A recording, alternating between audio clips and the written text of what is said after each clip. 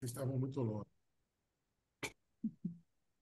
Boa noite a todos. Hoje, dia 26 de outubro, estamos iniciando mais um estudo do NEP Alcione. E hoje o nosso estudo é com Paulo.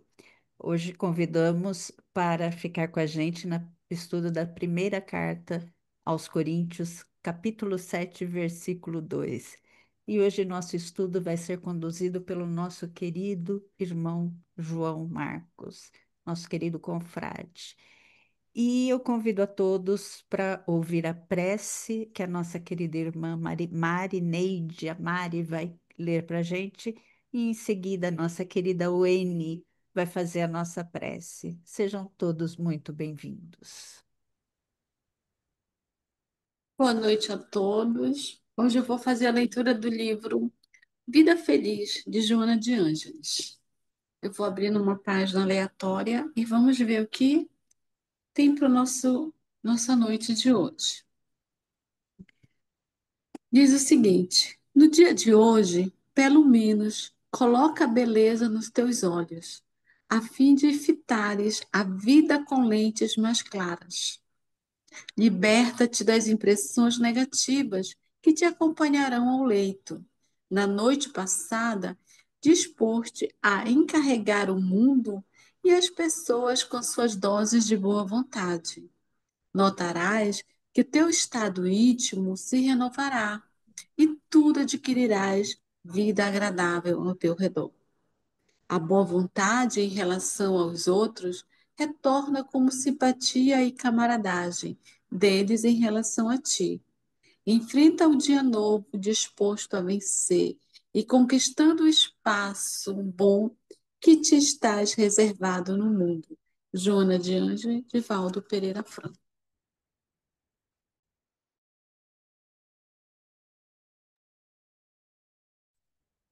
Vamos então permanecer nessa sintonia amorosa, envolvidos pelo amor do nosso Mestre querido que nos dirige. Senhor Jesus, eis-nos aqui, graças à bondade divina que nos permite. Aqui estamos, agradecendo a oportunidade, contando sempre com a amparo e assistência da espiritualidade amiga, dos nossos mentores.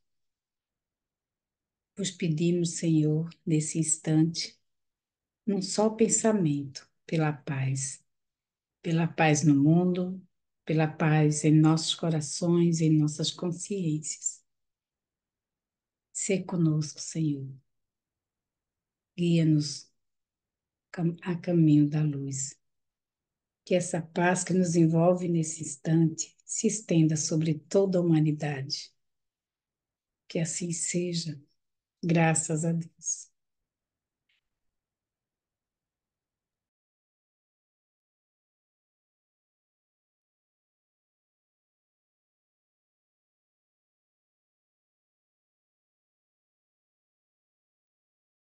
Vocês estão me ouvindo? Podemos começar então? Achei um pouquinho baixo. Está um pouquinho baixo. Ixi, dessa por causa do fone que eu estou usando. Deixa eu ver se eu consigo ajustar ele aqui. Você chegou para frente, ficou ótimo. É só É? o. Ótimo. É o tom mesmo. Estava devagar só. Acho que tá bom. Beleza, então. Melhorou, Joia, Wayne? então. Então, gente, mais uma vez, boa noite a todos. Sempre uma alegria imensa estar aqui com vocês e a gente vai dar continuidade ao estudo da carta, a primeira carta de Paulo aos Coríntios. A gente está iniciando o capítulo 7, né? A gente falou da outra vez do versículo 1, e hoje a gente vai falar do versículo 2. Eu vou compartilhar uma tela só para orientar o raciocínio das anotações que a gente conseguiu fazer no estudo de hoje. Beleza? Daqui para frente, se acontecer qualquer coisa, vocês pararem de ver ou acontecer qualquer imprevisto, é só vocês pararem a minha fala e fiquem à vontade para isso, porque a partir de agora eu não estou conseguindo mais enxergar você. Então, vamos lá. Um estudo bíblico de 1 Coríntios, capítulo 7, versículo 2. Só lembrando, né, o corpus, ou seja, os versículos periféricos ao versículo de estudo. Paulo começa no versículo 1 falando: quanto ao que vocês me escrevem, é bom que o homem não toque em mulher. Digo que, por causa da imoralidade, cada homem tem a sua esposa e cada mulher tem o seu próprio marido. Que o marido conceda à esposa o que lhe é devido e também, de igual modo, a esposa a seu marido. Então, a gente vai se deter no versículo 2, onde Paulo fala: digo que, por causa da imoralidade, cada homem tem a sua esposa e cada mulher tem o seu próprio marido. Essa tradução que eu estou apresentando para vocês é a tradução da Nova Almeida. A tradução Nova Almeida é uma tradução bem recente, que ela prioriza bastante os conceitos arqueológicos da crítica textual da época. Então, ela é bem interessante para a gente começar com nossas reflexões, mas a gente vai fazer aqui, vou propor para vocês um estudo mais aprofundado, palavra por palavra, no grego originário, e vocês vão ver qual é a tradução hoje mais aceita e melhor colocada, segundo os estudos dos especialistas atuais. Vamos tentar desdobrar esse versículo no máximo de conceitos possíveis. Parece ser um versículo simples, mas não é. É um versículo extremamente denso, com um contexto histórico-cultural muito interessante, também denso, também importante, né? Nesse versículo, inclusive, Paulo ele está propondo uma grande virada de chave, sociocultural, inclusive, né, para ambos os conceitos de casamento, tanto os conceitos judaicos quanto os conceitos gentios, que é a igualdade nos direitos do casamento entre homens e mulheres. Homens e mulheres, no caso. E a gente vai aprofundar isso um pouquinho mais. Então, só para vocês terem noção do quanto que é realmente muito mais denso e muito mais profundo do que a gente consegue antever só lendo, fazendo uma leitura básica do versículo isoladamente. Antes de a gente falar qualquer coisa, eu quero lembrar a vocês, e agora assim, é uma obrigação acadêmica, né? Esse versículo, especificamente de Paulo, não tem grandes variantes, né, nas outras fontes bíblicas aceitas na academia, nas ciências da religião e na teologia. Então, a exegese, a explicação que a gente vai fazer a partir do estudo, ela pode ser caracterizada como de alta confiabilidade, né? Ou seja, o texto estabelecido, o texto que a gente vai estudar, o versículo que a gente vai estudar, ele é fidedigno na grande maioria das cópias e nas traduções antigas que a gente tem como comparação, como fontes de validação de que o texto não foi adulterado. Ou seja, não tem necessidades, grandes necessidades, de pegar esse versículo e debater literalmente as palavras, as aplicações. O versículo está fidedigno, está igualzinho na grande maioria dos códex das traduções antigas. Isso dá uma confiabilidade muito boa. Vamos lá. A única coisa que tem assim que não chega a ser um problema, mas é extremamente comum e é muito importante que a gente tenha isso em mente, principalmente na hora de estudar Paulo, né? Jesus, obviamente, no Novo Testamento, nos Evangelhos, mais ainda, mas assim, Paulo é uma pessoa que a gente precisa ter um cuidado especial. Com o quê? Com a vulgarização latina do grego textual de Paulo. Ou seja, quando fizeram a Vulgata Latina, quando se reescreveram os escritos de Paulo, as epístolas paulinas, que originariamente eram em grego e reescreveram em latim, houveram algumas mudanças assim tendenciosas, que hoje a academia, né, hoje as especialidades das religiões já contestam um pouquinho, já começa a sinalizar, tipo, gente, olha, isso aqui não é bem assim. A única coisa que tem para se comentar é que na Vulgata Latina a tradução de porneia ficou como fornicatio, do latim. Ela é precisa, ou seja, porneia e fornicatio eles guardam a mesma essência de conceito. Mas, obviamente, como quase tudo, se não tudo na língua grega, o conceito e o sentido da palavra porneia do grego é infinitamente maior do que do fornicato latino, até porque é uma característica da língua latina tentar reduzir o máximo possível de significado para ter uma palavra para cada coisa, né? Mas o que deixa a gente muito tranquilo nisso é que os inscritos no Codex Siríacos, né, que é o mais antigo hoje, considerado hoje o mais antigo, né, ele está bem fidedigno, e aí as traduções modernas, né, principalmente a nova tradução internacional, que é uma das mais aceitas pelas academias hoje, ela traduz porneia como imoralidade sexual. Porque no frigir dos ovos, depois de se estudar arqueologicamente os textos antigos, extrabíblicos e bíblicos, os contextos em que a palavra porneia era colocada, se chegou à conclusão de que a melhor tradução era imoralidade sexual. Não dava para ser só pornografia, não dava para ser só prostituição, não dava para ser só adultério, né? Não dava para ser só sexo fora do casamento. Porneia, o conceito grego de porneia, ele é de qualquer tipo de desvio numa conduta sexual saudável.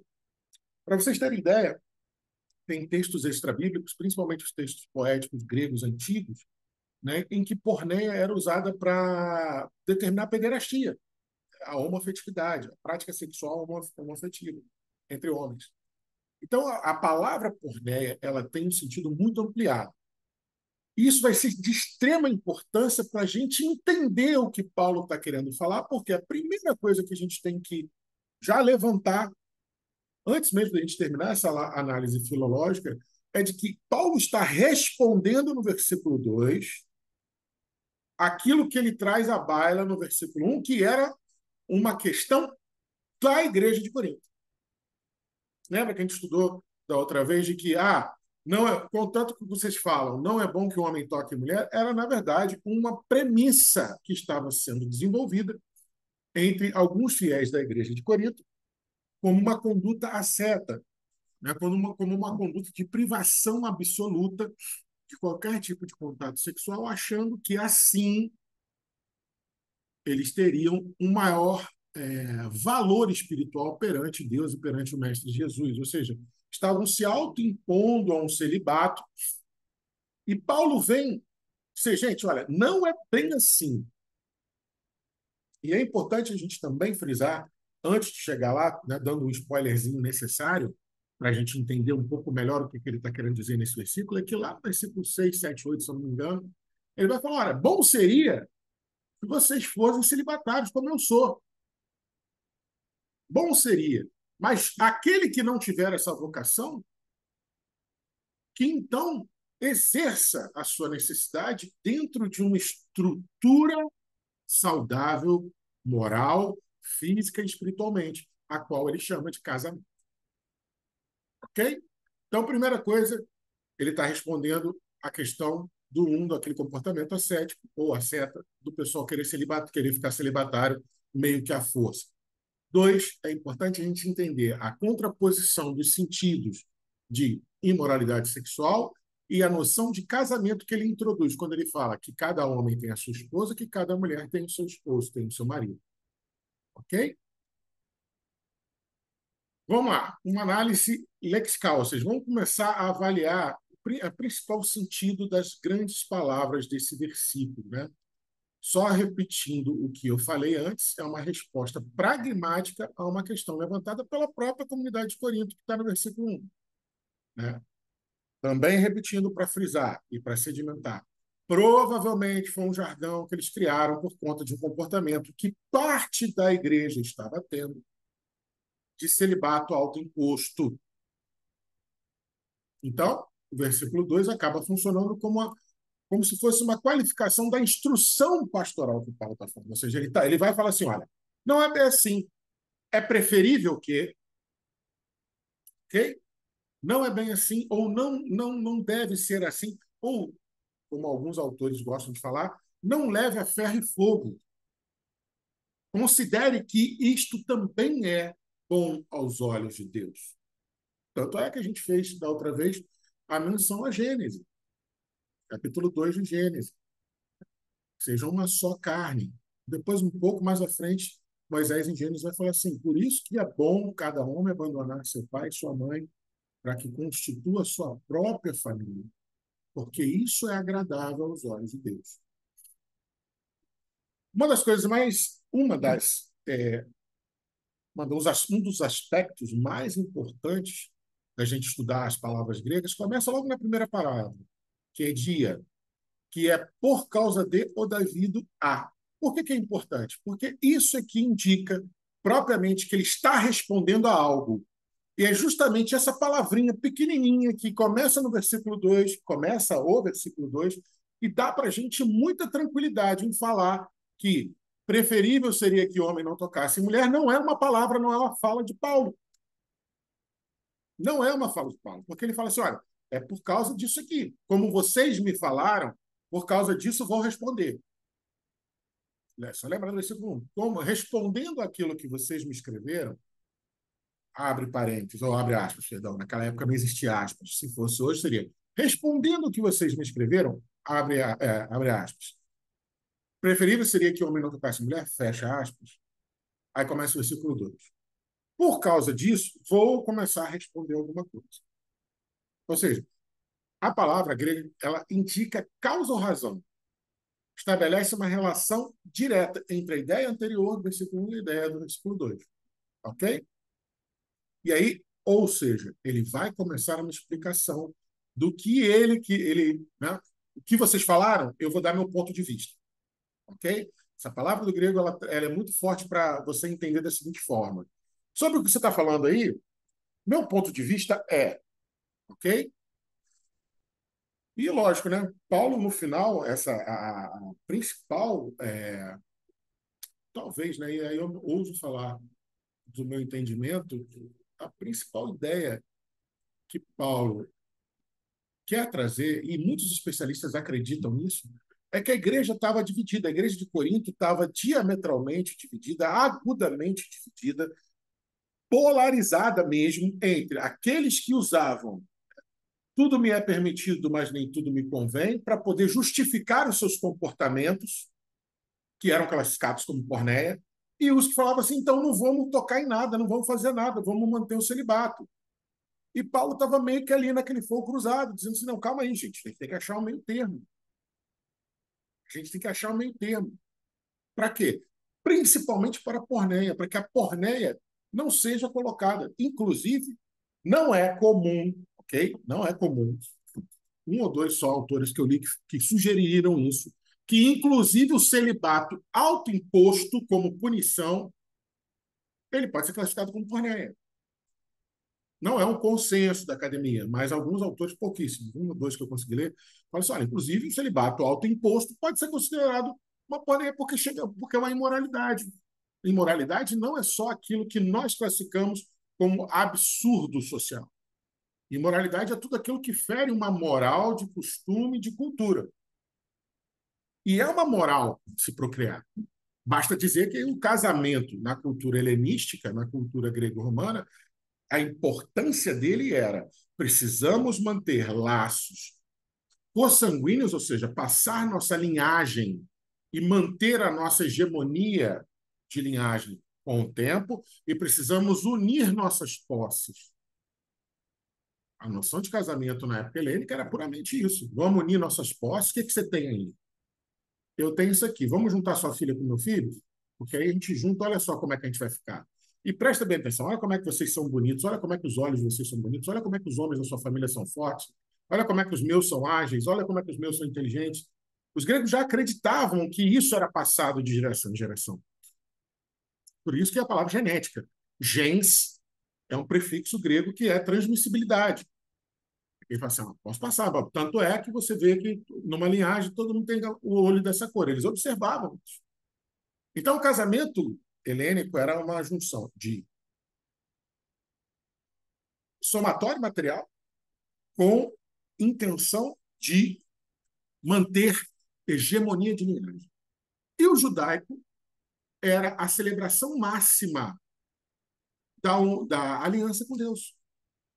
Era sagrado. O casamento helênico era civil. O casamento judaico era sagrado. Então, Paulo se vê tendo que achar um meio termo para a porneia, e aí, por isso que eu falo, o celibato autoimposto pode ser considerado imoralidade, porque perverte tanto a importância de se manter os genes e juntar a posse, quanto perverte a ideia judaica de uma sacralidade, de uma aliança. né? Outra palavrinha aqui, o dia junto com de, mais com tudo, ou seja, dando mais uma vez a ideia de partícula conectiva, de que ele está introduzindo um contraste com o que foi falado anteriormente, como quem diz assim, olha, não sou eu que penso assim, eu não penso bem assim, não. Isso é o que vocês estão falando, ok? Essa palavrinha está muito ligada no grego antigo para iniciar essa ideia de, olha, vocês estão falando isso, ela é a palavra ideal para fazer isso, vocês estão falando isso. Mas eu penso, ou seja, Paulo, mais uma vez, só fortalecendo a nossa ideia de que ele está se contrapondo e vai se contrapor ideologicamente ao versículo 1, quando fala: vocês dizem que não é bom tocar em mulher, mas, dada a realidade do pecado sexual, a situação que existe, entendeu? Paulo dando a ideia dele. Aí ele entra para porneia. Porneia, tanto é que a tradução latina mais ideal para porneia é fornicação. Na verdade, fornicações, porque aí engloba todo tipo de fornicação. Fornicação é o ato de você. A origem da palavra fornicação é até interessante. É o ato de você manter práticas copulatórias que não sejam permitidas pela igreja. A palavra fornicação surgiu muito depois. É uma ideia já eclesiástica. É quando você mantém práticas de cópula, de contato carnal, seja pelo sexo masculino, sexo feminino, hétero ou homoafetivas, sem o consentimento da igreja. A igreja precisa consentir. Por isso é fornicação. Mas eu vou voltar ao que eu falei antes. Quando você vai para a porneia, o sentido grego é muito mais amplo. Muito mais amplo.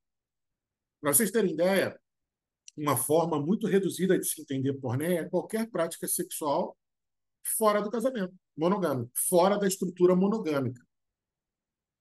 Mas se você pegar a cultura do casamento helênico, principalmente a que é mais enraizada na cultura romana, não na fusão greco-romana, né? Lembrando, helênico é quando o romano e o grego se fundiram. Mas quando você pega mais romano, qualquer prática que não seja, né? Qualquer prática fora do casamento monogâmico é plenamente aceitável. Tanto é que os prostíbulos, os templos a Afrodite, eles eram amplamente difundidos. Não, eu só preciso, acabei de chegar de uma guerra, eu só preciso me aliviar com uma coisinha diferente. Era o pensamento da época. Mas vai muito além disso. A porneia do grego é qualquer imoralidade, é qualquer prática copulatória sexual que fira, que macule os preceitos de virtude. Aí vamos passar para o grego. O romano aceita numa boa. O grego aceita, tipo, ó, peraí, houve um acordo ético entre as partes? Vocês se prometeram monogamia? Não se prometeram. Então, não é imoral. Agora, se prometeram, é imoral porque vocês ferem a virtude da ética, a virtude do combinado, a virtude da promessa, a virtude do compromisso. Então, a ideia de planeta é dividida entre essas duas culturas. E ainda com uma salpicada da concepção judaica de Paulo, que, no final das contas, a cereja do bolo é, ó, seja, né, por ética, sem ética, seja qual for o tipo de imoralidade sexual que você esteja praticando com a porneia, a cereja do bolo é: você está ofendendo mortalmente a aliança que Deus tem com a gente. Lembra que eu falei da outra vez? Tudo se resume na aliança de Deus para com o povo judeu, que nós sabemos através de Emmanuel que é a aliança de Deus para conosco, para com todos nós. Entendeu? Então, toda vez que vocês lerem porneia, principalmente quando vocês lerem porneias, do grego, que aí esse S, inclusive, é sentido plural, aí ele está abrangendo todo e qualquer tipo de imoralidade, qualquer tipo de prática, comportamento, intenção sexual que fira a virtude. Qual virtude, João? A virtude estabelecida. Por exemplo, para a ética grega, acabei de falar, só vou repetir, se você chegasse com a sua parte e falasse assim: olha, eu não lido bem com a ideia de que eu divida o seu amor com outra pessoa. Eu fico extremamente inseguro e eu costumo ter reações muito desvirtuadas quando eu fico inseguro. A gente poderia combinar, então, uma fidelis compartilhada, né? Porque fidelidade, o sentido filosófico, é só a mim. A você eu posso ter lealdade. Agora, fidelidade eu tenho com o meu eros, com as minhas condições. Por isso que moral é individual ou num grupo fechado e ética, sim, que é coletiva. Olha, vamos partilhar nossas fidelis para tentar criar uma noção de lealdade? Aí se outra pessoa fala assim, vamos, eu partilho desse seu sentimento. Então, se estabelecer um acordo ético, qualquer coisa que quebra esse acordo ético é uma pornéia. Ok? E lógico, muito importante lembrar. Paulo vai começar a introduzir a ideia de que o combate ideal a toda e qualquer forma de porneias é a união afetiva por simpatia, compromisso e dever, que muitos chamam de casamento. Mas nós vamos hoje trazer essa noção ampliada de casamento, principalmente a noção de casamento da doutrina espírita. E nós sabemos hoje, por interpretação, que era a mesma noção de casamento que Paulo e o Mestre Jesus tinham. Ok? E aí, isso aqui também é bem legal, gente. Quando ele começa a falar, castos, cada um, né, ele está falando assim, não tem exceção. Esse cada um, esse castos, é tipo assim, é cada um, um por um, sem deixar ninguém de fora. Entendeu? É um cada um, um por um, sem deixar ninguém de fora. E é uma Por que então é cada um? É porque é uma responsabilidade puramente individual. Ela é intransferível, individual, singular. Lembra que eu falei que fidelidade é só a minha, eu não consigo ter fidelidade ao outro na noção filosófica? Então, por isso, por palavras como castos, por ideias como castos. Não, é meu. Eu preciso ter essa responsabilidade. Essa responsabilidade é só minha. Isso é muito legal para introduzir a ideia de igualdade de gênero que Paulo vai esbofetear na cara da gente nesse versículo. Muitos autores eles consideram que essa fala de Paulo foi uma grande revolução no pensamento social da época, partindo de Corinto, mostrando que homens e mulheres eles devem ter uma igualdade nas expectativas de um casamento. E que isso tem que ser corroborado. É uma estrutura de convivência que se constrói mutuamente com ética, com abnegação, às vezes com renúncia, mas sempre com preocupação em não magoar o outro. Essa era a noção básica de casamento, queridos. A única forma, então, seria de combater a porneia, seria isso. Então, é só meu. Mas cada um, um por um. Ou seja, também pode entender como todos vocês, né? Ou seja, ninguém está de fora, ninguém está isento, não tem exceções.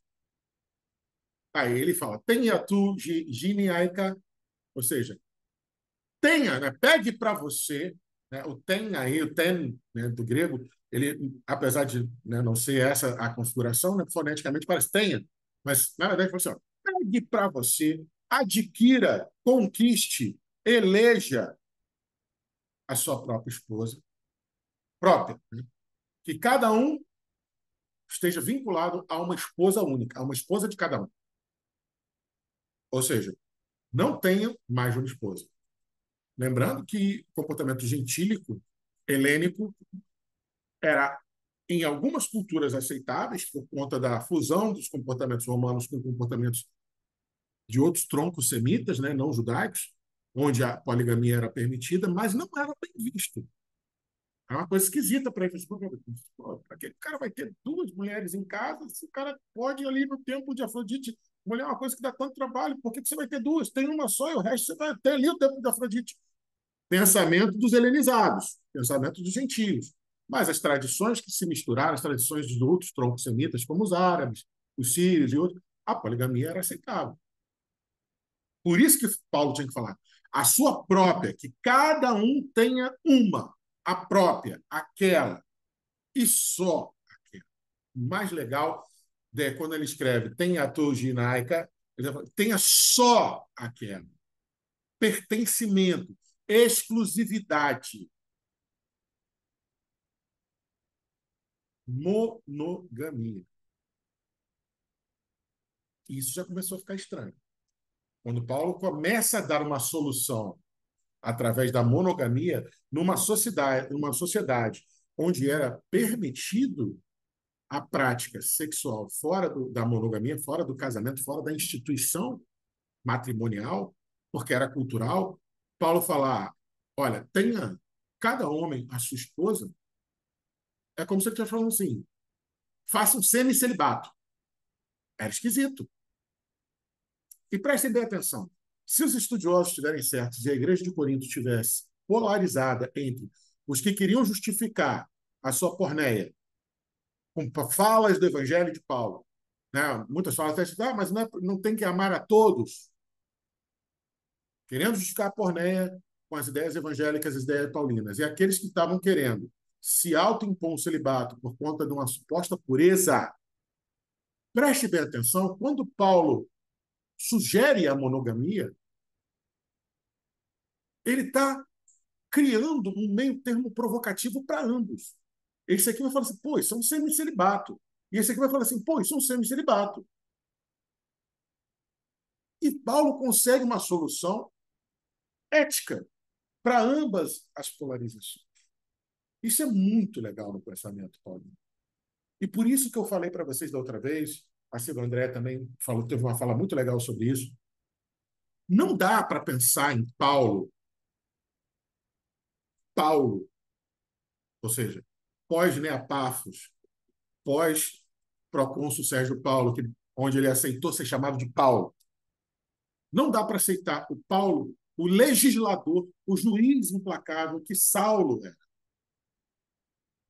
A gente, de vez em quando, por mais que a gente ame Paulo e queira entender a conversão completa de Paulo, muitas das vezes a gente pega o discurso de Paulo e ainda filtra com resquícios daquela impressão do Saulo legislador implacável.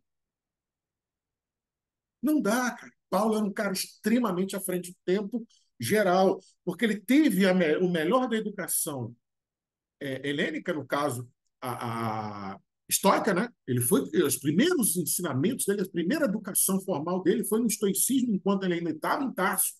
E depois ele teve a complementação, né, de maiorzinho até adulto com Gamaliel, que era o suprassumo do entendimento rabínico da lei. Ele pegou os dois suprassumos. Tarso era o berço fervilhante do estoicismo naquela época. E ele foi educado ali. Então, Paulo tinha a obrigação cognitiva de pensar fora da caixa. Entendem? O cara teve o melhor dos dois mundos. O melhor do mundo gentílico, helênico, e o melhor do mundo judaico. É óbvio que esse cara não vai pensar igual a todo mundo. Principalmente depois de que o cara abre a mente dele para a verdade evangélica. Aí a mente desse cara não tem limite mais. É óbvio que Paulo pensava à frente. É óbvio que tudo que Paulo faz vem carregado com sabedoria. Fora o fato e eu não vou querer nem entrar nesse mérito, fora o fato da assistência espiritual que ele tinha. Estou falando só do mérito dele por enquanto. Mas olha só, a genialidade de Paulo para combater a porneia é simples. Vamos fazer um acordo, compromisso e um dever ético um para com o outro. Gênesis não fala uma só carne, mas Gênesis não fala que tem que juntar um monte de gente. Um homem com várias mulheres, nem uma mulher com várias. Não tem isso no Gênesis. É um homem e uma mulher. Então, vamos lá, vamos voltar à lei. Já que a lei de Deus é a mais sábia, vamos voltar. É genial essa proposição de Paulo. E aí, óbvio, isso que torna tudo mais genial ainda, que ele vai fazer a virada disso. Quando ele fala que cada homem tem a sua esposa, né, ele vai fazer a virada dizendo assim, ecaster, ou seja, quando ele fala aqui na frente, né, ecastos é para homens, ekasté é para mulheres. Aí quando ele começa a falar assim, cada uma e todas vocês também têm, Tom e John, André, têm o seu próprio homem, têm o seu próprio marido, têm o seu próprio esposo. Gente, isso para a época foi uma bofetada sociocultural. Ah, João, mas isso não é óbvio? Para eles não, para nós é. Para eles não era óbvio. Para eles qualquer coisa era óbvia, menos a monogamia. A não ser para aqueles que já praticavam integralmente, fielmente, a cultura judaica mais tradicional. Lembrando que depois do segundo exílio, né, na Babilônia, vários judeus, quando eles voltam para Israel e depois para Judá, principalmente em Israel, vários judeus voltaram aí com umas ideias, falando, não, até umas 2, 3 coisas tem como ter, dá para ser, dá para ser. Mas aqueles que praticam o israelismo integral, a monogamia era supostamente já entendida. Só que Paulo eleva isso mais ainda. Por quê? Mesmo para o judeu que já praticava a monogamia para a cultura judaica da época era única e exclusivamente referente ao homem. A mulher não tinha voz. Não, é óbvio que a mulher tem que ser monogâmica. Uma mulher que não é monogâmica, ela vai ser apedrejada. Tanto é que o maior dilema de José foi qual? Quando ele estava aqui, Kiddushim, a Miriam, né? Quando ele estava prometido a Miriam, e Miriam prometida a ele, Miriam resolve aparecer grávida do Espírito Santo. E José falou, meu Deus do céu, o que eu vou fazer? Se eu falo, ela é apedrejada. Se eu aceito, eu não faço mais comércio, eu vou morrer de fome, vou ter que ir embora daqui. Então, percebam, a ideia de monogamia existia, sim, no ideário judaico, na cultura judaica. Porém, ela era única e exclusivamente facetada no objeto masculino, porque a mulher não tinha voz. E aí, quando Paulo fala assim, que cada homem tem a sua mulher e que cada mulher tem o seu homem, principalmente quando ele chega aqui, ó, no versículo 3, e solta essa bomba, que o marido conceda à esposa o que lhe é devido e também, de igual modo, a esposa ao seu marido. Quando ele fala isso, o judeu já dá uma ajeitada na cadeira e fala assim, como assim? Calma aí. Peraí, vamos conversar isso aí. O que é devido? Como assim? Devido, eu dou devido porque a cultura diz, ó, devido é da casa, comida, proteção, já está pré-estabelecido. Já está no acordo do Kiddushim, o acordo nupcial. O que eu vou dar para ela e o que ela vai dar para mim. Não, mas aí Paulo ele está introduzindo uma ideia que lá para frente, depois lá em Efésios ele vai repetir essa ideia, de que o casamento, a monogamia, é uma dedicação bilateral para se evitar qualquer tipo de porneia. Qualquer tipo de desajuste ao propósito da união material, da união matrimonial. Emmanuel tem um texto que eu até tinha separado, mas não vou lembrar agora de qual livro que ele já fala assim, como é que ele fala? Mais importante do que se casar é responder, para quê? Emmanuel, não sou eu que estou falando. Mas é exatamente essa pergunta. Porque quando você se casa, e a doutrina dos espíritos é taxativa nisso, quando você se casa, quando você se une matrimonialmente com o outro, por qualquer motivo que não seja simpatia legítima e um propósito de cooperação, vai dar ruim.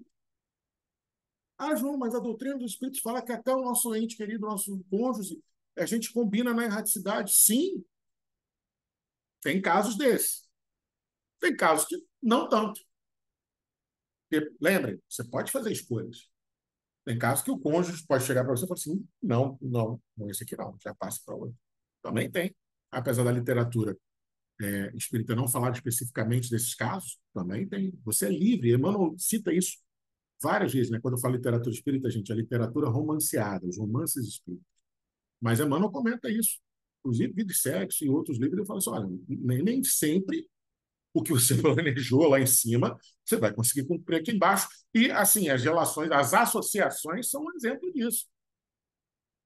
Fato é que, seja programação reencarnatória ou não,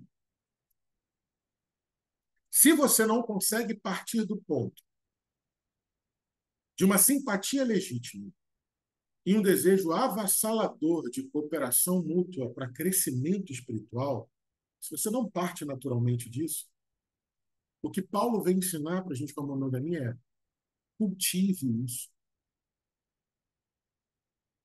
Aprenda a colocar isso na sua relação. Por quê?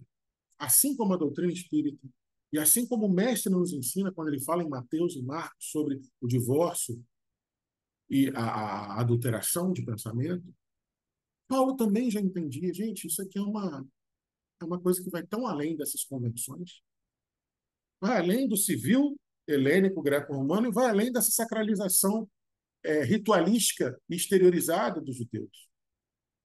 É realmente uma aliança, é realmente refletir a aliança com Deus, é realmente você ter um parceiro de íntima confiança, alguém com quem você realmente pode contar a qualquer hora, sabendo que aquela pessoa vai te auxiliar a entender a lei divina cada vez mais e cada vez melhor. A gente sabe as complexidades de convivência do matrimônio, principalmente num planeta de provas e expressões. E tanto o mestre, quando fala do divórcio, ele fala assim, olha, Moisés estabeleceu o divórcio pela dureza do coração de vocês. Mas quando Kardec comenta isso, codificando, né? Quando Kardec codifica os comentários dos espíritos sobre isso, e Emmanuel também repete isso na obra dele, ele fala assim, olha, mas ninguém é obrigado a se imprimir um sofrimento se o seu desejo íntimo é não passar por aquilo agora. Você tem esse direito. Você tem esse direito. Isso não vai te eximir da responsabilidade de voltar e corrigir, voltar e restabelecer, voltar e restaurar com esse espírito em questão. Mas se esse espírito você sente que ele te oprime a ponto do seu coração perder a alegria de estar junto, você tem o direito de falar, olha, agora não. Depois a gente resolve isso. Apesar do conhecimento espírita que nós já temos, apesar do entendimento doutrinário que a gente já acumulou, a gente ainda demoniza demais o divórcio. Porque a gente ainda não entende direito o que Jesus quis dizer sobre que o homem não separe aquilo que Deus ajuntou. Não deveria separar. Assim como Paulo fala, seria melhor se todo mundo fosse celibatário igual a mim. Mas eu tenho a vocação. Se você não tem a vocação, aprenda a sanar suas necessidades biopsicossociais do sexo de maneira saudável. E o primeiro passo para isso é preste bem atenção com quem você vai se associar. Muito provavelmente a maioria de nós aqui, até pela nossa faixa etária, já se associou. Então, eu volto à fala de Emmanuel. Se não pôde haver uma legítima simpatia e um desejo avassalador de cooperação espontâneo para unir vocês dois, que isso seja cultivado. Por quê? Porque o propósito do matrimônio, o propósito do casamento é cooperação para a evolução espiritual. Isso aí a gente não tem dúvida. E Paulo também não tinha essa dúvida. Por isso que quando ele estabelece a ideia de matrimônio, de monogamia, perdão, matrimônio não, de monogamia, ele está querendo ir muito mais além do que um homem ter só uma esposa e uma esposa ter só. Ali, e a partir dali, a teologia paulina começa a dizer para a gente que o casamento é a saída para que você consiga, se manter numa certa pureza, e dois, se manter focado no que realmente interessa, que é a evolução espiritual. Você receber ajuda e ajudar na evolução espiritual. E o mais revolucionário foi isso. Quando ele coloca uma noção de mutualidade, quando ele coloca uma noção, não, quando ele coloca uma obrigação de mutualidade, né? É keto, né? Tenha, deve ter, keto, dá essa coisa assim, não. É um mandamento, não é uma sugestão. A palavra keto do grego, você assim, tem que ter. Tem, é para todo mundo ter. Ah, João, mas ele fala lá no final que ele não tá, né, reprimindo, nem está botando uma, né, imprimindo uma, que é só uma observação dele, sim, mas esse tem que ter, essa noção de obrigatoriedade, é a mesma noção que está na pergunta 132 do Livro dos Espíritos, quando o Espírito da Verdade fala para Kardec: Deus nos impõe a encarnação. É essa mesma noção. É impositivo, tipo assim, vou te impor de maldade. Paulo, tem que ter de uma, porque eu quero. Porque, não, é a noção de que tem que ser assim porque não tem como ser correto de outra forma.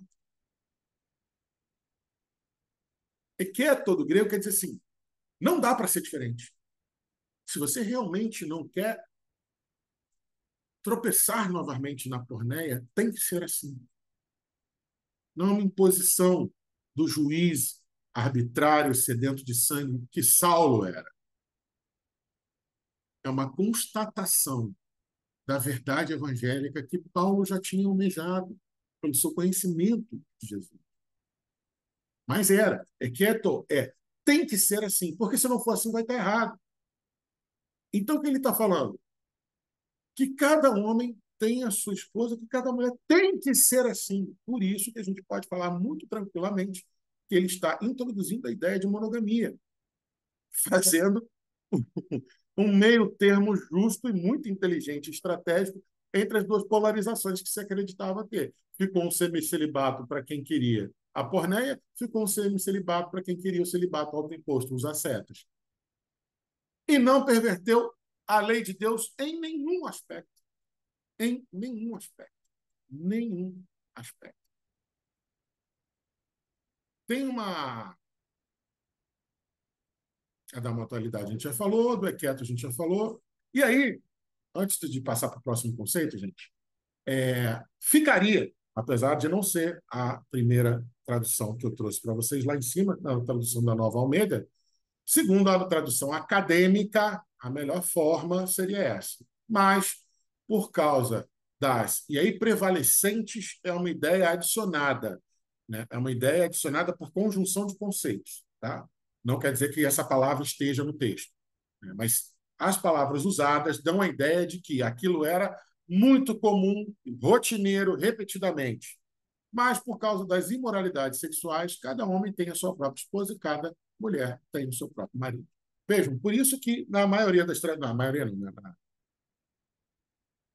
na totalidade, perdão, dos códex antigos, né, dos livros, nas traduções mais antigas que são usadas como parâmetro, são usados como parâmetros de comparação, não tem grandes diferenças. Então, não vai ter grandes distorções da tradução. A tradução é essa. Cabe a gente, então, agora, e palavra por palavra, ideia por ideia, construindo o que Paulo quis dizer. Né? Uma das coisas que a gente já pode falar é o seguinte: admitindo essa tradução, né, a gente está admitindo também a intenção de Paulo de que a orientação dele é firme e é prática, objetiva, sem rodeios. Lembre-se, ele no final vai falar assim: olha, eu estou sugerindo para vocês, estou fazendo uma admoestação, não estou imprimindo a lei sobre vocês. Mas ele tinha que ter pulso firme.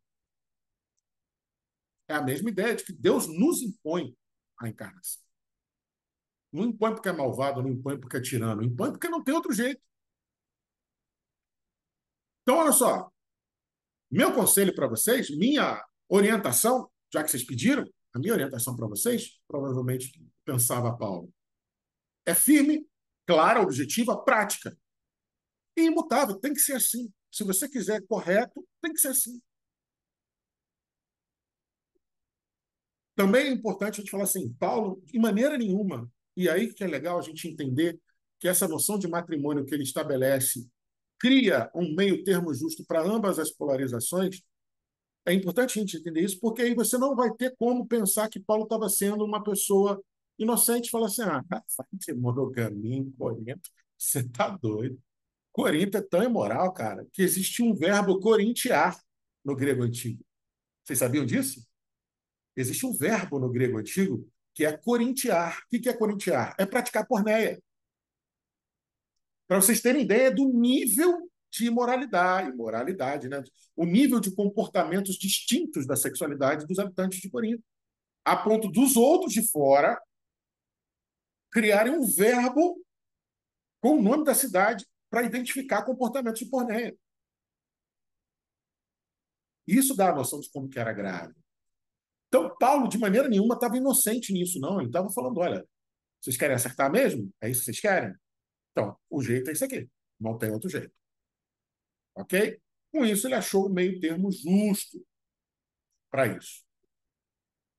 O contexto, gente, eu acho desnecessário a gente falar muito, porque eu já dei várias entradas dele aqui para vocês, todo mundo já sabe, né?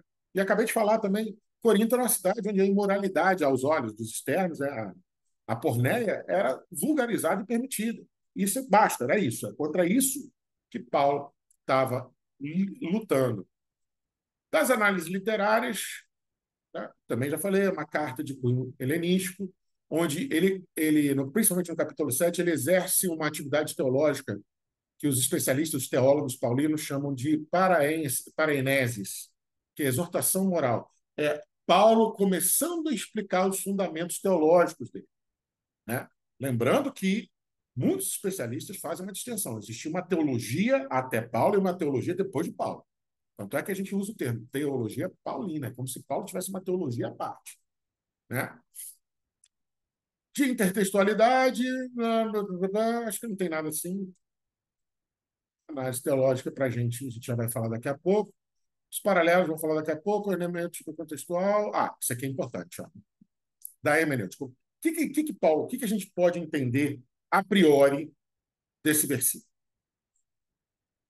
Primeiro, Paulo, estabelecendo o matrimônio dessa forma e colocando os termos dessa forma, a gente está autorizado a acreditar que ele reconhecia realisticamente a tensão sexual, a força sexual. Ele não era um israelita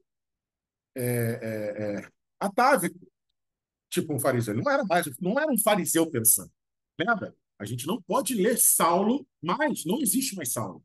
Então ele não estava pensando como fariseu. E é importante entender que Paulo é diametralmente oposto a Saulo. Então o que é de Paulo não pode ser de Saulo. Você não pode pensar nada de Paulo com base em Saulo. Não trouxe nada, ele se tornou um ser diametralmente oposto. Ele é completamente ao avesso de Saulo. Então ele não é um israelita hipócrita, farisaico. Ele fala, não, gente, é difícil, eu entendo. Entendo. Afinal de contas, ele tinha perdido Abigail, ele sabe o poder destrutivo ou construtivo do amor. E uma força sexual sem amor é só um instinto animal. Outra coisa que a gente pode tirar é que ele institui, aí está casamento, né? Aqui está casamento, mas leia um matrimônio. Ele institui um matrimônio, a monogamia, né? Leia um matrimônio, não, perdão. Leia uma monogamia. Ele valoriza a monogamia como um contexto exclusivo para manter a sacralidade da coisa, manter a santidade da coisa, combater, não ter o menor resquício de porneia. E a gente também pode pensar que ele institui uma lógica, uma teologia, um fundamento teologal de que praticar, aí leiam lealdade aqui, tá, gente? Por quê? O que ele está querendo dizer? Praticar, construir uma prática leal através de equalizar a minha fidelidade com a sua. Praticar a lealdade, porque lealdade se constrói. Fidelidade eu já nasço, já tenho, são meus desejos. É o meu íntimo, fidelidade é o meu íntimo, as coisas que só eu e Deus sabemos, e alguns espíritos que estão perto. Agora, praticar é lealdade, você constrói a lealdade e a mutuidade. Mutualidade, talvez, se você quiser também. Dentro do matrimônio, da monogamia. Ele foi contracultural e falou assim, não, a mulher, olha só, as responsabilidades são iguais. A dedicação é igual. O que Paulo estava querendo dizer isso na prática, então, assim, para a gente entender sem anassincronia? Né? Vamos botar isso para a nossa época. que Paulo está querendo dizer? Está querendo dizer assim, sente com a sua esposa e ouça ela. Ela também tem direito de reclamar de você. Ela também tem direito de te pedir as coisas. Ela também tem direito de falar que ela não está gostando do jeito que vocês estão tendo comunhão sexual. Ela também tem direito de ter desejo. Sente com ela e converse. É mútuo. Não é ela satisfazer a você e as suas vontades. Não seja chato. Nos nossos tempos seria como falar assim, você também precisa lavar a louça, cara. Você também precisa ajudar na tarefa da casa. Não é só porque você traz dinheiro para casa que você está isento disso. É uma vida dois, comum. Você também precisa ajudar a cuidar das crianças. Isso que para a gente é óbvio hoje, quando Paulo solta essa pedrada naquela época, era absurdo. Era uma coisa que era contracultural. Contracultural. E aí, gente, falar de casamento, né? Eu não vou nem chegar para vocês e falar do casamento enquanto instituição, porque eu já falei, né? Finalidade, né? Principalmente para. Aqui eu deixei aqui por último, principalmente sob a luz do Espiritismo, né? Basicamente, o casamento ele é uma associação entre espíritos que devem se unir com simpatia e com compromisso legítimo de cooperação mútua para que ambos consigam ajudar na evolução um do outro. E nesse caminho, a felicidade carnal, a felicidade material vai acontecendo de maneira saudável.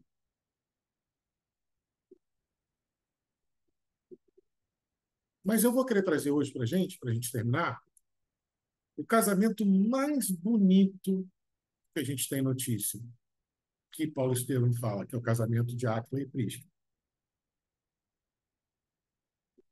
Quando Paulo fala de Áquila e Prisca, ele usa ideias como assim, ele dá muita ênfase, né, a como que era espiritualmente harmonioso. Lembrando, Áquila e Prisca era um casal jovem, judeu. Áquila tinha perdido o pai, morto pelas forças saulinas, né, pela tropa saulina de perseguição. E Prisca era uma órfã, que era vassala, era empregada da esposa de Ezequias, que era parente de Gamaliel, a quem Gamaliel manda Saulo, para Saulo viver no deserto e destruir um homem velho de uma vez por todas. E ali ele encontra, no deserto de Dan, aquele jovem casal israelita, ela órfã, ele órfão de pai, ou seja, os dois sem grandes laços, né, sem laços familiares extensos.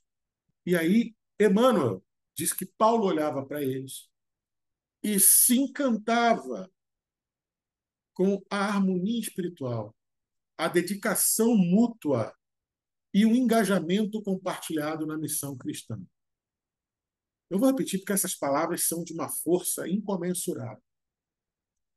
Por que Paulo admirava em Áquila e Prisca enquanto casal, segundo ele?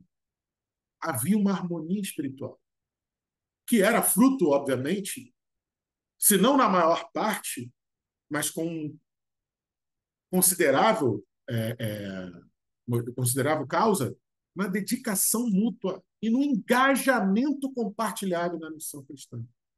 Era um casal que pensava espiritualidade de maneira semelhante. Não é que tinham a mesma religião. Os dois decidiram ser cristãos, mas a noção de espiritualidade deles era compartilhada, era semelhante. Emmanuel também diz que Paulo ficava muito, chamava muita atenção de Paulo a profunda fraternidade e conformidade de ideias. Tanto que para a igreja primitiva, se você for pegar na igreja primitiva, os escritos da igreja primitiva, Áquila e Prisca não eram um casal, eram irmãos. Pode lá, está lá na igreja primitiva, nos escritos antigos. Você vai ver que Áquila e Prisca eram dois cristãos que ajudaram Paulo em Éfeso, em Roma e em Corinto. Aliás, eles nem admitem que em Corinto... Não, admitem. Agora deu branco. Acho que só Emmanuel fala que em Corinto, mas em Éfeso e Roma, os escritos antigos admitem que Áquila e Prisca ajudaram Paulo. Eles são tidos como irmãos. Tamanha era a fraternidade entre os dois. Ou seja, não me interprete mal, eu vou falar de uma maneira chula, mas para vocês entenderem. Antes de ser homem e mulher, eles eram irmãos. Antes de comunhão de carne, eles tiveram comunhão de espírito, que é como deveria ser. Isso que proporciona essa conformidade de ideias, essa fraternidade. Mas vou repetir as palavras de Emmanuel. Se não teve como ser espontâneo, que seja construído. Aqui, ó. Eles pareciam verdadeiros irmãos. Emmanuel fala isso. Por quê? Porque a tradição, a tradição da igreja antiga achava que eles eram irmãos. Eles são mencionados nos escritos antigos como irmãos. Mais uma vez, respeito mútuo, perfeita conformidade de ideias, elevada noção de deveres. É você ser dedicado ao outro, aprender a se dedicar ao outro. Por quê, João? Porque é assim que tem que ser. Porque essa é a parte que me cabe no propósito do casamento. Será que vocês estão conseguindo entender como é que a noção de monogamia de Paulo vai muito além de só fidelidade e lealdade? É muito além. Ah, a doutrina espírita trouxe isso para a gente. Não, não. A doutrina espírita só relembrou, porque isso é como Jesus pensava e é como Paulo pensava. Um aspecto importante e engraçado é que Emmanuel comenta que Paulo ficava meio admirado, porque como eles eram muito jovens, né? Eles tinham um bom ânimo, tinham disposição para tudo, né? Que Áquila, ele chegava a trabalhar sol a sol, tipo, sol nasceu, Áquila trabalhando. Só parava na hora de dormir. Tamanha era a dedicação dele às obrigações matrimoniais, conforme eram entendidas na legislação da época, conforme eram entendidas nos usos e costumes da época.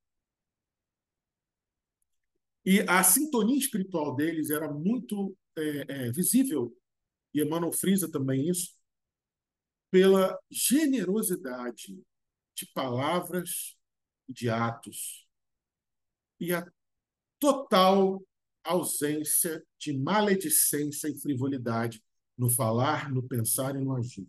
Isso é muito importante. Um dos principais motivos de Áquila e Prisca serem um casal tão admirável é porque eles, através de um cultivo diário e mutuamente sustentado, de total ausência de maledicência e frivolidade no pensar, no falar, no agir, eles também eram extremamente generosos. Por isso que Emmanuel fala que eles eram puros. Tanto que quando Saulo descobre que ele foi artífice da morte de pai de Áquila, uma noite eles conversando, Áquila confessa, sem saber que Saulo era, que ainda era Saulo, né? Sem saber que Saulo era Saulo, quando ele fala que o pai dele foi morto pelas ordens de Saulo de Tarso, Saulo confessa que é ele. E qual foi a reação de Áquila e de Prisca? Ambos perdoaram. Por quê? Porque tinha entendido que ele havia aceitado e entendido a mensagem dele. Eu poderia falar aqui de tudo que está no livro dos Espíritos sobre casamento, sobre o Evangelho segundo o Espiritismo sobre casamento, mas eu acho que trazer Emmanuel comentando sobre Áquila e Prisca traz uma noção muito mais bonita do que é um casamento, do que é uma união, do que é um dever para com o outro de maneira correta. E agora eu deixo com vocês para a gente conversar um pouco sobre isso.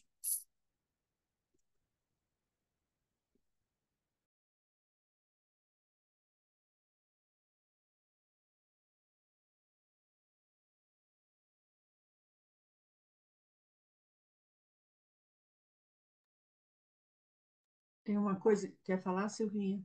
Falei? Não falei. Tem uma coisa interessante na didática de Paulo com relação a isso, né? Que ele começa como a gente faria hoje, né? Como a gente faz hoje, ele vai para a realidade de Corinto. E aí, nesse específico, ele vai para uma realidade mais pessoal, mais doméstica, né?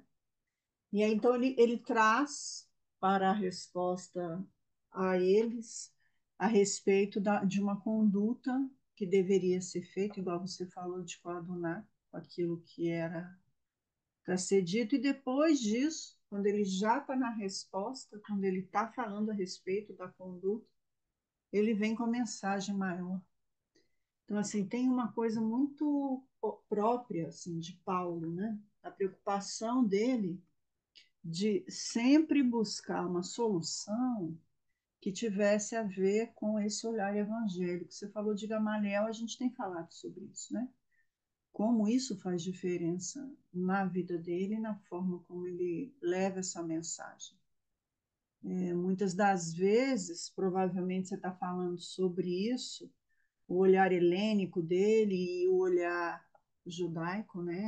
Mesmo que sendo de Gamaliel, como deve ter sido para ele essa construção também pessoal para poder passar essa mensagem que fosse conciliadora, mas que fosse ao mesmo tempo firme, porque ali existia muita coisa, né? Um lado, existia até começando a surgir ali a poligamia. Você imagina como isso estava também, né? Então aí você vai para o celibato, que é a autoflagelação à época, depois você vai para até uma dissociação entre o corpo e o espírito, aquilo que era para ser ou não, e ele buscando dentro de si aquilo que pudesse tocar aquela tanta variedade de. Então ele começa, eu acredito sim que ele começa a falar com a realidade própria ali de Corinto, que ele precisava alcançar, e ele recebeu uma carta, foi um pedido, a gente não pode esquecer disso, né? Foi um pedido para que ele tivesse respostas. E ele vai aos poucos entrando nessa seara. Né? Você traz muito bem quando você fala. O João gosta muito do grego, né? É pautado ponto a ponto para o grego, né? Com relação a isso, é muito bacana.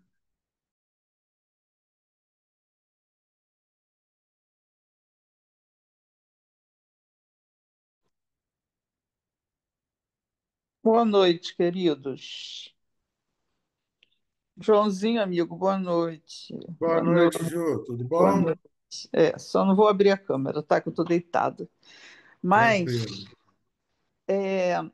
sabe o que eu estava refletindo enquanto você falava, meu amigo?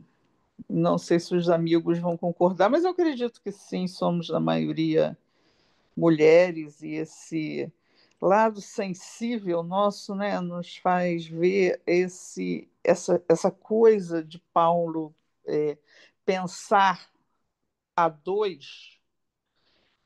Eu fico me colocando no lugar dele, lembrando de Abigail, lembrando do amor imenso que ele tinha e lembrando que ele era um hebreu, ele era um judeu.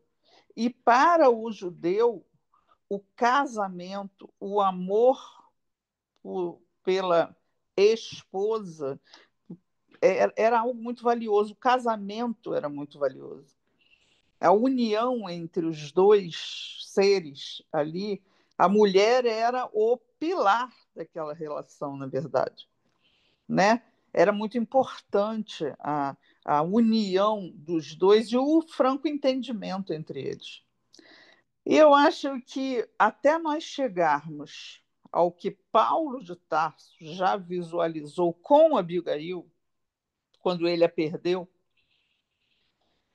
que era a eternidade do sentimento. Você ama independente daquele ser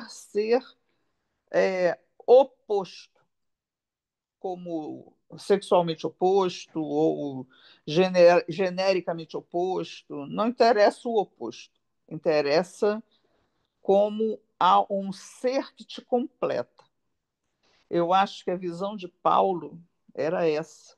Quando ele fala do irmão, do casamento, da união a dois, do celibato, do não celibato, ele visualiza o que ele sentia por Abigail, que era algo que o surpreendeu desde o primeiro momento.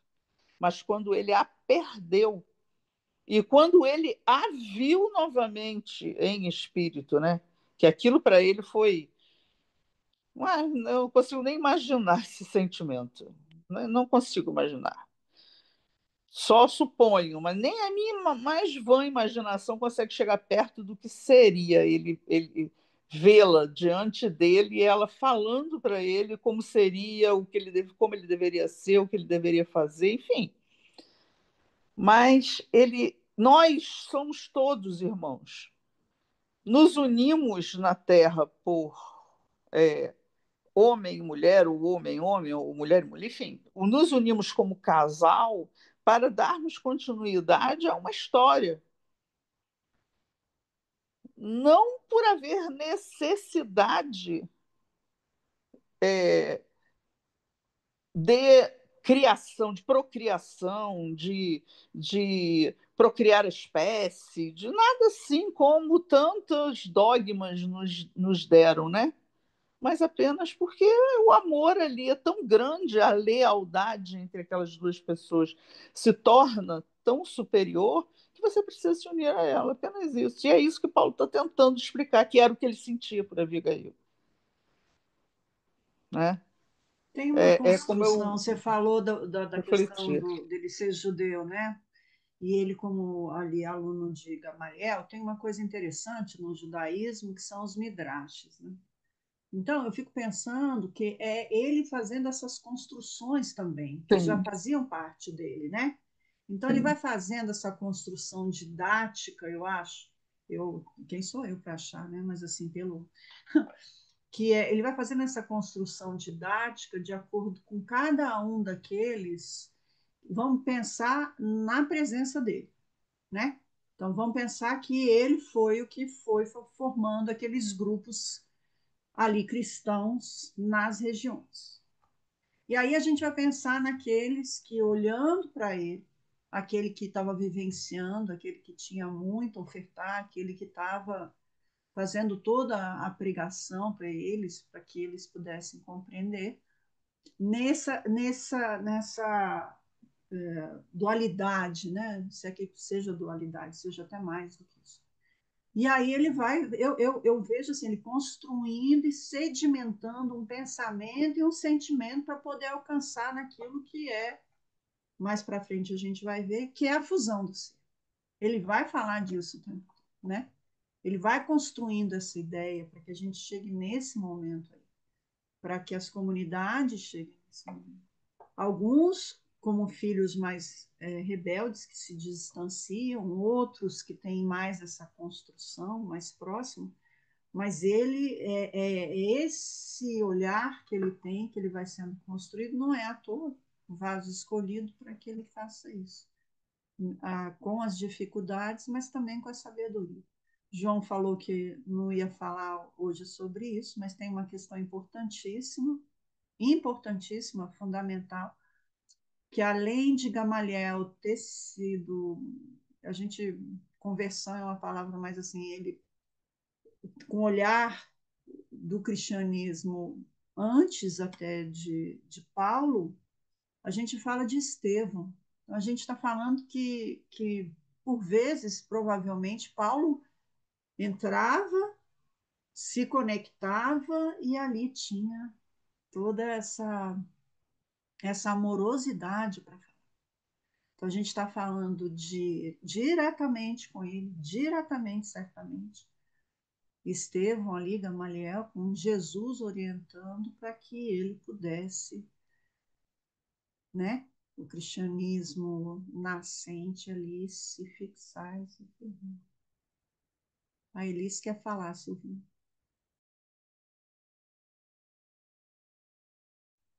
Boa noite, gente. Eu vou pedir desculpa a vocês porque também vou ficar com a câmera fechada. Mas foi uma. Eu não gosto dessa palavra, mas uma benção esse estudo. Eu não gosto dessa palavra, não sei porquê, mas uma oportunidade rica de aprendizado hoje. E a lembrança que você trouxe de Áquila e Prisca, nossa, né? É aquele momento em que ele se revela. E eles também falam que já oravam por ele. É algo tão precioso e sublime. E a gente não deixa de se emocionar nessa ressonância, né, que tinha ali entre os sentimentos e as visões e os reencontros. E eu acho que essa memória feliz fica como um símbolo didático no nosso coração, para que a gente, que você foi muito feliz, João, em trazer esse exemplo que é bem comum para nós espíritas, ser bem didático, como nós estamos estabelecendo as relações com esses seres que caminham conosco, porque hoje nós vivemos uma realidade muito frágil em relação à constituição desses encontros ou relacionamentos, né? Então, a nossa geração, ela tinha outras visões. Então, hoje eu vejo os jovens, eles têm uma facilidade muito grande em estabelecer poli-relacionamentos ou poliamor, como a gente fala hoje em dia. Então, falar sobre isso é importante e Emmanuel nos salva, né, na hora em que nos elucida de que esse laço, apesar que no passado haviam as questões culturais e elas acabavam por trazer muitos dissabores a aquelas pessoas que nesses reencontros acabavam evoluindo. A gente lembra ali de Joana de Cusa, enfim, tantos espíritos daquele período que tiveram relacionamentos difíceis também. Mas eu acho que apesar desse distanciamento, porque hoje a gente tem uma certa liberdade, a gente precisa sempre chamar essa responsabilidade para os nossos dias daquilo que é essencial no sentido desse compromisso com o próximo.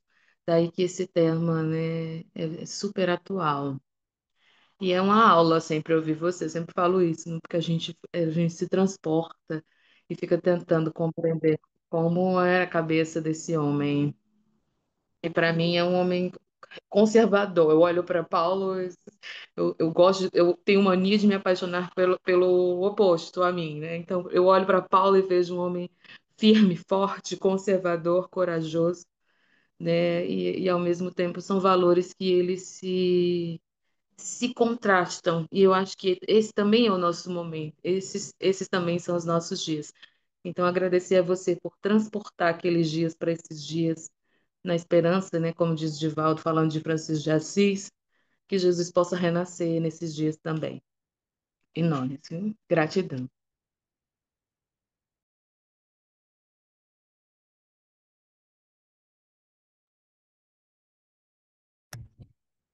Podemos nos encaminhar para os finalmente.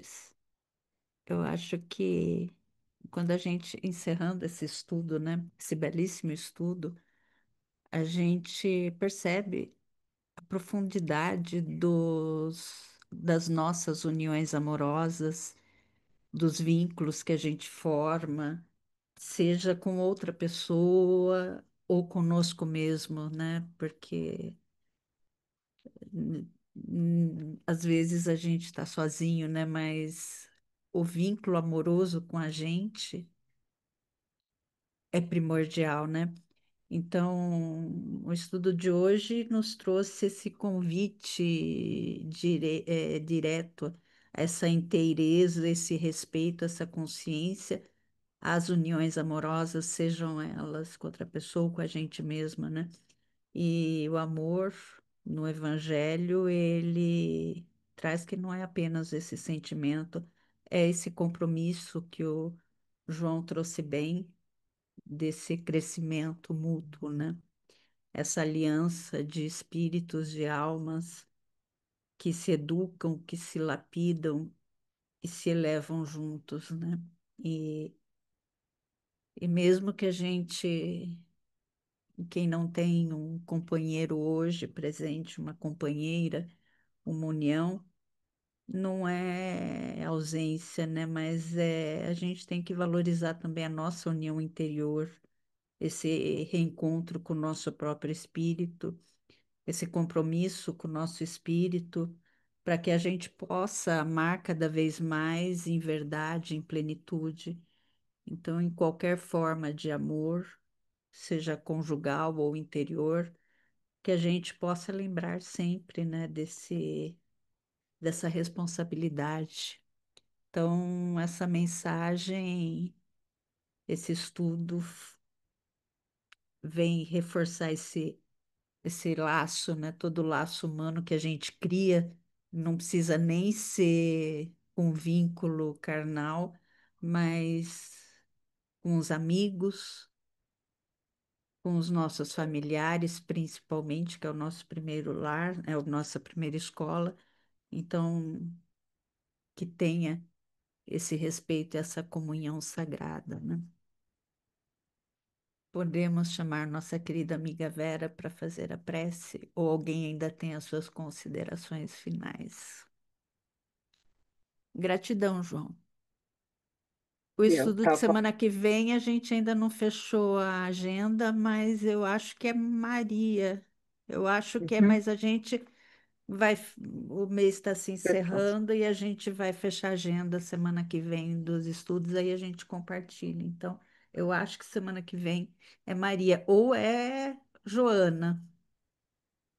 A gente vai ver. Gratidão, A meus gente queridos. negocia.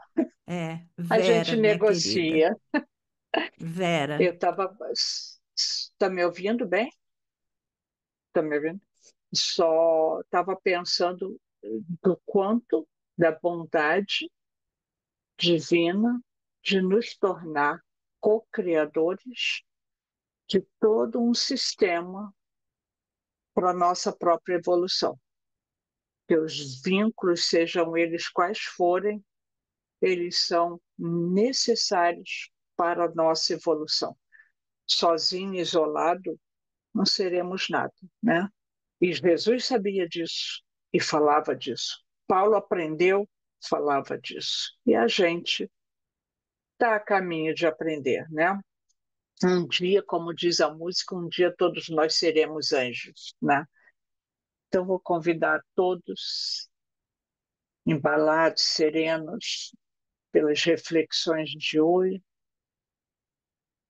a se virar para dentro de si, olhando para esse ser maravilhoso que é cada um de nós, com as nossas falhas, com os nossos defeitos, mas principalmente com as nossas oportunidades de aprendizado.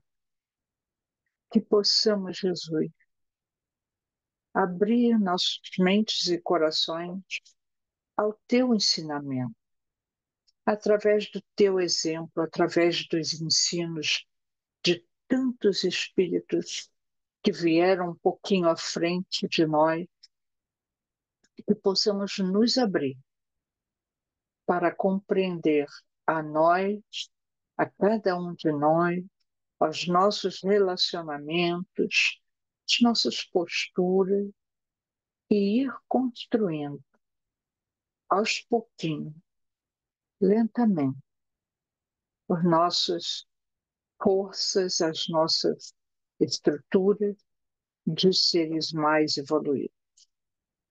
Que possamos, Jesus, ter uma bela semana, com bastante desafio, mas que não nos falte coragem, fé, certeza de que tudo está certo no momento certo. Estamos com as pessoas certas, estamos no lugar certo. O ideal para nosso próprio aprendizado. Que Jesus nos ampare, que possamos estar aqui na próxima semana para estudar e refletir um pouquinho mais nas palavras do Evangelho. Tenham todos uma boa noite e que possamos estar aqui durante a semana. Que assim seja. Boa noite, pessoal. Boa noite. Boa Noite, noite, queridos. Boa turma. semana para todos. Boa noite.